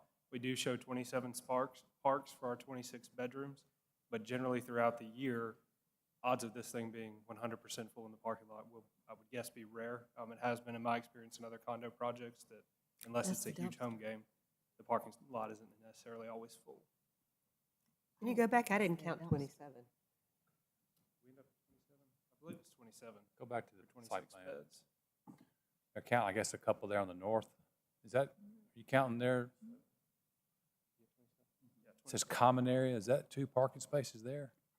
That's 9. Well, the little 9 with the circle represents 9 parking spaces in that run of parking. There's 9 there. So you got 1 horizontal there. I mean, our parallel. Number 7, right? Got 4 there. See, 9. 4? What's that? 3. It's 10, Yeah, I 16. guess. I got 18. I don't have, I got 22, right? So where are the 4? My math wrong, 10, 20, 27. I think I got 27. 27. Oh, parallel, Yeah. okay, okay. You get the 4 How you up getting the there. 4 up there? You would have parked there. Those are parallel spaces. On top of each other? Where's the, oh, okay, you're gonna pull in there, parallel, 2 parallel, 3 parallels and 1 straight pulled in? 4 parallels, okay.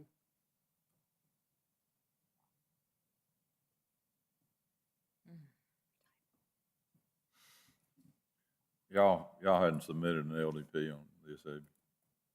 Not yet.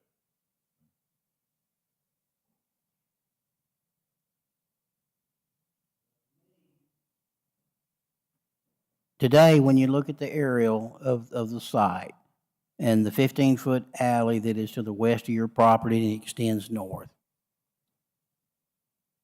what it looks like to me is a car can head south down that alley, and right, wrong, or indifferent, they're using this property to get to Gray Street. This plan seems to close that off. Within the app, My bad. No, there will not be any curb on the curve where we are going north and we turn to go east. So that There will just, not be any is curb that just there. paint, that's just painted island or painted? Yes. Okay. yes, sir, that access point will maintain, that's just paint and showing the flow of traffic, and I believe that's within the application documents. So painting, just gonna paint the parking spaces. So to Mike's point, the alley's still there. Nothing that can prevent a car from parking in that area, right? Say that again, Bill. I mean, you've got, okay, so like if you want to park in one of those 5, you could theoretically pull into the public alley. Because all it is a piece of paint. That's right. If the terrain behind the parking spaces allows it, yeah. And I think it's all paved today. Looking, if Looks you like it. went back to the It's all aerial, I paved, believe it's paved paved today. today. So you could theoretically pull into one of those 5 parking spaces, and when you got ready to leave, you could just pull out in the alley and go north. If it were up to us solely, we would probably give more consideration to cutting off that access point. But for reasons of what I understand are health safety from the fire department, maintaining that access, although it creates some cross access, that seemed to be the desired guidance we got from staff when we met with fire, was to maintain that access point. Certainly it'd make our property more private if we curbed it up and fenced it, but we requested feedback to make sure we maintained that access point. Out of curiosity, how are we going to manage, who will be managing would it be a condo association? Condo association and a tow company. Just like it has been. It was denser than it is going to be after the renovation, and it was incredibly non-conforming. If you go to the initial site plan as it relates to the parking for the amount of student beds that were there, they were able to manage it and lease it. We've since emptied it and hopefully have something a little less dense, much nicer to an area that's somewhat of a concrete jungle right now. If you go back to one of the condo renderings from the side elevation, you can see a little bit to the quality of what we intend to do on the facade in terms of adding Juliet balconies, just overall really improving the look of the structure from what is there now. So they were able to manage it with students there, with packing friends and tenants in there. I think the condo association can manage real one-to-one parking and make sure it's maintained well. If I bought one, I want to have my parking space there. You know, I hate to pull up there on a ball game weekend, have to get cars towed. I mean, that's definitely an improvement aesthetically for sure. I mean, I guess at the end of the day, you got to come staff with your LDP and pull that and make them happy on everything as far as the.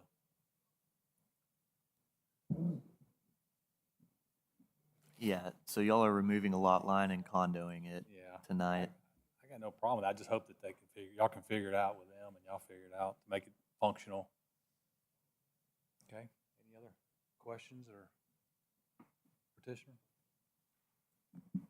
Thank you. No one has signed up for or against. Anyone care to speak for or against? All right, commission. For us, we have S 8522, 500 Grace Street with 2 variance requests. Engineering has no current issues with. I guess we'll work that out at LDP process. Do I have a motion and a second? Motion to approve. Second. Ms. Prince? Yes? Yes. Yes? Yes. Yes. Yes. Yes, motion approved. Any other questions, comments, or for staff? Not, meeting is adjourned.